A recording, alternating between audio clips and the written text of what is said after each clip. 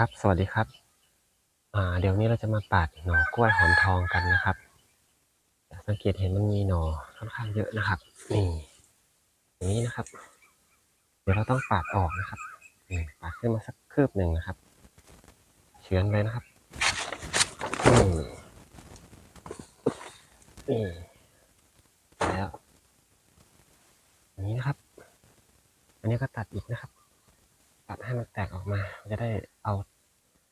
สารอาหารไปเลี้ยงต้นแม่ก่อนตัดไปนี่ครับตัดอย่างนี้นะครับมาดูใกล้ๆเฉียงเฉียงแบบนี้นะครับเดี๋ยวเราก็รอให้มันโตขึ้นมานะครับแล้วก็เดี๋ยวเราจะปาดไปเรื่อยๆนะครับจนกว่าต้นแม่มันจะออกเครือออกลูกนะครับเราถึงจะไว้หน่อนะครับครับสวัสดีครับ